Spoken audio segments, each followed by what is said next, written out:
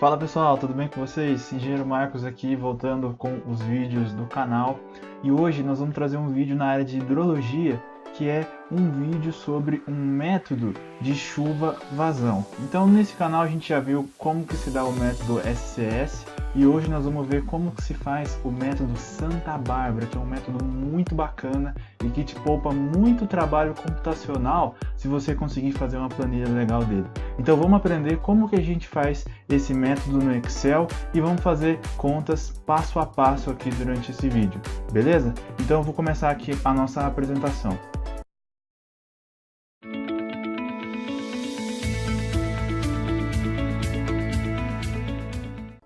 Bom pessoal, esse aqui é a apresentação do método Santa Bárbara. Vamos ver como que são as premissas desse método e como que a gente faz as equações e, portanto, desenvolve aí os hidrogramas, beleza? Bom, primeira coisa, onde surgiu, pessoal? Esse método surgiu em Califórnia, tá certo? É um método relativamente antigo, mas as premissas são feitas lá para os Estados Unidos, beleza? Primeiro ele foi apresentado num simpósio, e com o tempo ele teve uma grande vantagem, que ele foi fácil de se programar. Então na década de 70, 80, que a gente não tinha muito avanço computacional, ele foi de extrema importância para os projetistas. Porém até hoje ele é utilizado pela sua simplicidade, certo? Sem mais delongas, vamos passar aqui para a próxima etapa. Pessoal, quais que são os princípios desse método? Primeira coisa, a parte impermeável da bacia é considerada diretamente ligada ao sistema de drenagem receptor, ou seja, tudo que é impermeável chega no sistema de drenagem. Segundo, as perdas por infiltração e retenção nessa parte impermeável são desprezadas, ou seja, se eu tenho a minha área impermeável, ela não absorve nada de água. Terceiro, pessoal, a parte que é permeável na bacia, você pode usar um método de infiltração que você quiser. Por exemplo, se você pode usar o método SCS para fazer a separação do escoamento. Então, assim, na parte impermeável nada permeia, né? Nada infiltra. Porém, na parte permeável você pode usar um método aí de infiltração. Nesse vídeo a gente vai usar o SCS, que é um vídeo que a gente já apresentou aqui no canal, vai estar aparecendo aí em cima, beleza? E a última coisa de premissa que a gente tem aqui é a grande sacada que eles tiveram foi considerar um reservatório imaginário. E esse reservatório imaginário é o que vai amortecer essa vazão que está sendo aí precipitada. Você vai entender melhor o que eu estou querendo dizer na hora que a gente chegar nas equações, beleza? Então fica comigo aqui até o final, que você vai entender passo a passo como que é feito um dos melhores e maiores métodos aí de chuva-vazão. Bom pessoal, então é o seguinte, imagina que você tem aqui a sua bacia, certo? Uma bacia lá que tem um curso principal, tem seus afluentes, etc e tal. E aí aqui passa uma precipitação. Essa precipitação ela pode estar aí variando com o tempo. Ela também pode ser constante, depende do que você está considerando, beleza? Bom, você sabe, portanto, que tem aí uma certa vazão que está saindo dessa bacia, ok? O que esse método vai te considerar? Tá vendo essa vazão que está saindo aqui? Essa vazão, pessoal, o que eles desenvolveram? O que o pessoal de Santa Bárbara desenvolveu? Eles pegaram e imaginaram que essa vazão ela está passando aí por um reservatório hipotético. Então, tudo aquilo que está realmente tendo escoamento superficial está passando por um reservatório hipotético. E o hidrograma de saída da sua bacia, certo? Na verdade, é o que sai desse reservatório, ok? Então, como que eles consideraram essa premissa? Eles falaram assim, olha, esse reservatório que eu tenho aqui, ele é um reservatório linear. O que quer dizer um reservatório linear? Ele quer dizer que o volume é diretamente proporcional à vazão, ok? Essa foi a consideração que eles fizeram. Isso aqui, pessoal, simplifica muitos cálculos, ok? É uma consideração que eles fizeram. Muito bem, vamos fazer o desenvolvimento desse método. Primeiro, pessoal, a ordenada do hidrograma instantâneo é assumido como? O que é isso? Ele está falando para a gente o seguinte, lembra aquele I que tem aqui? Esse I? Como que eu calculo esse I? Eu vou pegar a precipitação que eu tenho no meu instante de tempo, vou multiplicar pela parte impermeável, que é D, que é a fração impermeável, ok? Vou somar com a precipitação efetiva, multiplicado por 1 menos a parte impermeável, e vou multiplicar isso pela área. Pessoal, parece um pouco estranho, mas a gente vai desenvolver essa equação aqui agora. Por isso, talvez esse vídeo fique um pouco extenso, porque nós vamos sair dos princípios passo a passo aqui. Eu não vou jogar as fórmulas, não. Eu vou te ensinar como que você chega nessa fórmula que está aí. Então, vem comigo. Só entenda o seguinte. Aqui, ó, precipitação que está nesse instante de tempo. Aqui, precipitação efetiva. Área de drenagem constante, D é constante. Beleza? Vamos entender isso aqui. Primeiro, pessoal, imagina que agora eu tenho aquela mesma bacia, ok? Mas que eu tenho aí uma parte impermeável, ok? Essa parte impermeável, ela já produz vazão logo no começo. Essa parte permeável, pode ser que ela demore aí um certo tanto de tempo, até que o solo, digamos assim, sature. Então, essa parte que a gente já tem, que é impermeável aqui, já naturalmente está produzindo vazão, essa aqui pode ser que demore um pouco, beleza? Vamos entender isso.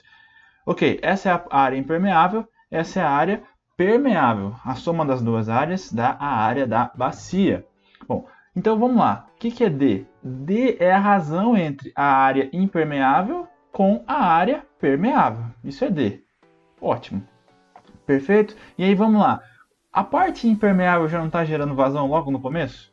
Sim, porque ela não absorve nada. Isso significa o quê? Que essa vazão impermeável, ela vai ser a intensidade que eu estou tendo de chuva, vezes a área, vezes D. O que é a área vezes D? A área não é a área total? Se eu pegar se eu pegar isso daqui e multiplicar por A, não vai cortar o A? Não vai ficar exatamente a área impermeável? A vezes D é a área impermeável. Então, a vazão impermeável é a intensidade vezes a área impermeável. Isso é a vazão que essa parte impermeável vai estar gerando no meu sistema de drenagem, ok? Essa é a primeira vazão que a gente tem. Tudo bem, entendi, Marcos. A parte que está impermeável, eu sei que ela já gera vazão sempre. Mas e a parte permeável? Como que eu faço? Bom, a parte permeável, pessoal, você tem que saber a chuva efetiva. Se você não sabe como que calcula a chuva efetiva, veja o vídeo de hidrograma do SCS, onde eu ensino como que a gente faz a separação do escoamento superficial em relação à chuva. Você precisa saber quanto da sua chuva de fato infiltrou e quanto da sua chuva de fato escoou. Por isso, no cálculo da vazão da parte permeável, você precisa fazer a separação do escoamento superficial. Nessa aula daqui a gente vai fazer isso sim, calculando na mão também. Bom, muito bem. Essa parte permeável, pessoal, a vazão da parte permeável, como é que eu faço a vazão da parte permeável? Eu pego a chuva efetiva, certo? E multiplico pela área permeável. Mas entenda, se eu fizer a área permeável dividido pela área, não vai dar a parte, digamos assim, a fração permeável? Então, isso aqui é só uma forma matemática, né? Se eu faço a área permeável dividido pela área, multiplico pela área, eu posso cortar isso. Mas é só para vocês entenderem que é a intensidade vezes a área. Tudo bem? Bom, com isso, pessoal, eu já sei qual que é a vazão da parte permeável e já sei qual que é a vazão da parte impermeável. Então, essa vazão que vai sair aqui embaixo, na verdade, é a soma das duas. Então, na hora que eu somo as duas, a minha intensidade total, que está, digamos assim, saindo aqui da minha bacia, é a vazão da parte impermeável, que a gente viu agorinha, mais a vazão da parte permeável. Você concorda comigo que a área permeável é a área total menos a área impermeável? Isso é óbvio, né? É o complementar. Tudo bem? O que essa equação fez? Ela só colocou o A em evidência. Então, no momento que ela coloca o A em evidência, o que acontece com essa fórmula? Ela fica exatamente isso, porque ó, a hora que eu coloco o A em evidência, A vezes I vezes D vai ficar A vezes I vezes D. E aqui, como não tem A, a gente dá uma forçada, porque o que vai ser A menos a área impermeável dividido por A? Isso é 1 menos D, tá entendendo? Isso é 1 menos D. Então a gente consegue fazer essa aproximação aí e chegar nessa fórmula. Muito bem, pessoal. Essa aqui, se você for procurar um livro de hidrologia, um livro de hidráulica, ou seja lá de qualquer coisa, eles já vão destacar essa fórmula aqui direto. Eles não explicam muito bem por que é essa equação. Então aqui, essa primeira parte do vídeo foi para a gente entender isso. Ótimo. Pessoal, mas você tem que entender o seguinte, que essa equação, ela varre todo o intervalo de tempo. Então, se você tem lá tempo 1, tempo 2, tempo n, intensidade 1, intensidade 2, intensidade n, você vai ter que fazer chuva efetiva 1, chuva efetiva 2, chuva efetiva n. E aí você aplica essa equação daqui para todo o intervalo de tempo. Você quer saber como que varia essa sua vazão de saída ao longo do tempo. Até porque você não está calculando para um ponto. Na verdade, você quer saber um hidrograma, não é? E o que é um hidrograma? É como que varia a vazão ao longo do tempo. Então você não calcula para um ponto, você calcula para todo o seu intervalo. Tudo bem? Até aqui tudo certo? É um pouquinho chatinho, mas já já a gente vai aplicar isso e aí vai ficar mais fácil de entender. Mas é muito importante a gente ter essa base teórica aqui de como que funciona o método. Ótimo, pessoal. Então, legal. Entendemos aqui como que faz esse cálculo dessa vazão aí que está saindo da minha bacia. Falta agora a gente aprender a propagar isso aqui no nosso reservatório, né? Essa vazão a gente tem a fórmula aqui, é muito fácil de fazer. Mas a grande sacada é como que a gente faz a vazão que está de fato saindo da bacia. Porque o que é o modelo? O modelo é uma vazão de chuva que passa para um reservatório, que portanto passa depois saindo desse reservatório, e essa sim que é a vazão efluente da bacia, não essa, entende? Falta propagar no reservatório. E aí tá, o nosso reservatório é um reservatório linear. Então, a sacada aqui agora é descobrir como que a gente calcula essa vazão, como que a gente propaga isso nesse reservatório. Entenda, se a vazão triplicar, significa que o volume vai triplicar. Se a vazão dobrar, quer dizer que o volume vai dobrar. Entenda isso, isso é um reservatório linear, ok?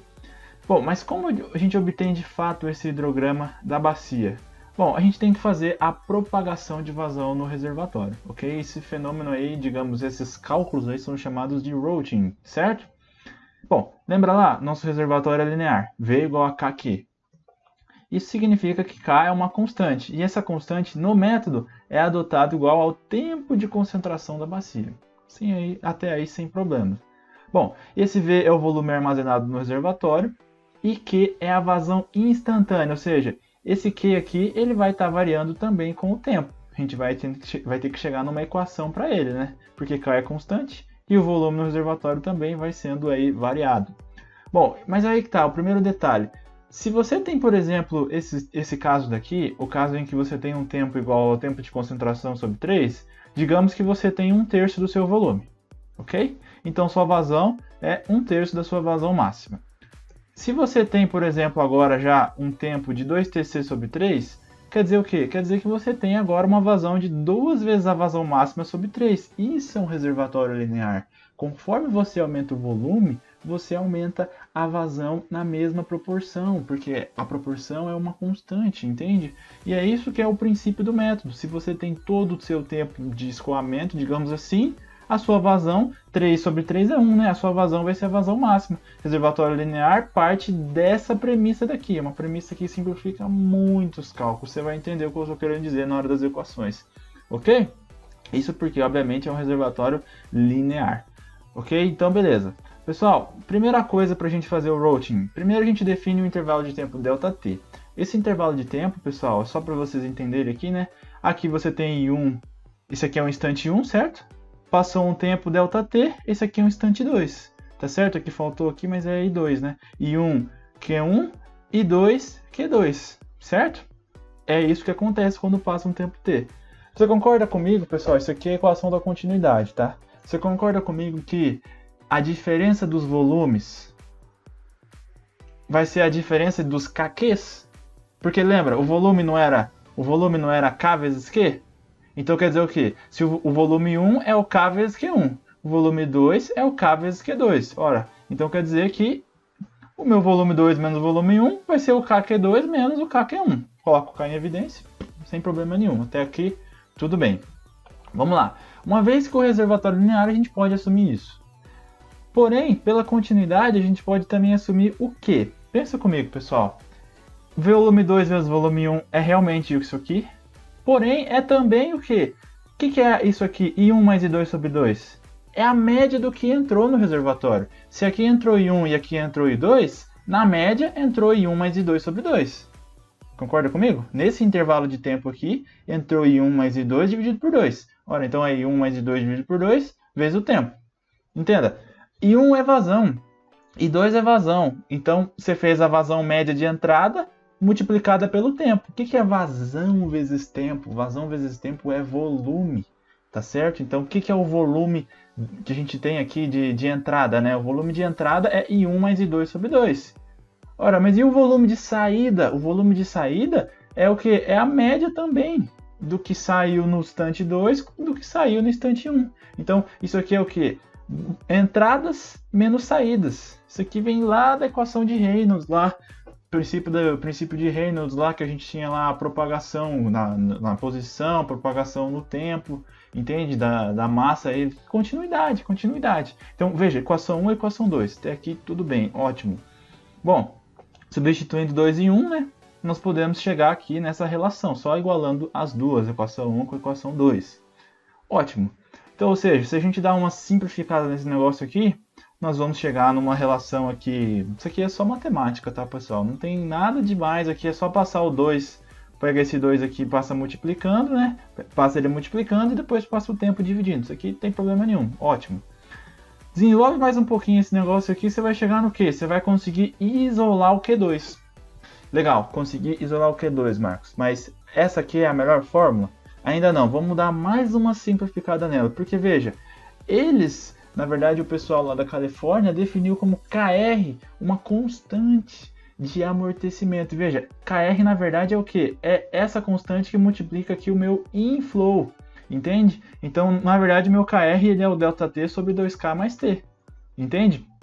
Esse aqui é o meu KR, é uma constante de amortecimento. Beleza? Então, se eu reescrever a minha equação, ela fica agora milhões de vezes mais fácil, né? Porque um KR ele já dá uma melhorada boa aí da nossa equação e fica uma equaçãozinha simples que fala o quê? Olha, Marcos, a vazão no instante de tempo T é a vazão anterior mais a minha constante de amortecimento vezes o meu inflow 1 mais o inflow 2, certo? Subtraído do meu outflow, 2 vezes o meu outflow 1. Isso aqui é matemática. Se você pegar e desenvolver essa equaçãozinha aqui com KR, simplificando, blá blá blá, etc e tal, você chega nisso daqui. Faz o teste aí. Quer aprender de fato? Faz isso na mão. Eu fiz também agora há pouco e é bem tranquilo de fazer. Beleza, pessoal? Então agora é o seguinte, já temos a nossa equação que nos dá a vazão. Como que eu faço isso agora? Entende? Eu já sei isso aqui, já sei calcular isso aqui. E já sei isso aqui, acabei de aprender a calcular. Então veja, agora a gente já consegue fazer um exercício. Então vamos lá, pessoal. Vamos pegar agora uma bacia, ok? Que tem a área de drenagem aqui de 2,12 km², tempo de concentração de 20 minutos, discretização temporal de 10 minutos. Entenda, se o tempo de concentração é 20 minutos, você precisa adotar como discretização temporal um intervalo de tempo que seja divisor. Então, se você tem 20 minutos, pô, você não vai fazer uma discretização de 3 minutos. Por quê? Porque 20 por 3 não dá inteiro. Então, já escolhe o número inteiro para você não ter problema de cálculo depois. Beleza? Discretização temporal. Chuva com tempo de retorno de 20 anos, tá? Se você não sabe o que é tempo de retorno, não sabe o que é chuva de projeto, eu recomendo você assistir aí a aula 1 e a aula 2 do curso de hidrologia. Beleza? O que mais, pessoal? Curve number de 80. Fração impermeável de 35%. Vamos utilizar o hidrograma o hietograma em blocos alternados, ok? Com uma chuva com 1 hora de duração. Se você não sabe também como faz isso, veja a videoaula de hietogramas. E por fim, aqui os parâmetros da IDF. Então, pessoal, próximo vídeo aqui, vamos ver esse exemplo aí passo a passo, inclusive calculando aí na HP e no Excel. Mas é muito importante você assistir o vídeo 2, primeiro entendendo com clareza como que você chega nas equações do vídeo 1. Porque é isso, pessoal, as pessoas vão te tacar essa forma e você vai ter que engolir, e não é isso que eu quero. Eu quero, na verdade, que você entenda como que é feito aí esses cálculos, beleza? Então o vídeo de hoje era isso. Até daqui a pouquinho com o vídeo 2. Valeu e um abraço!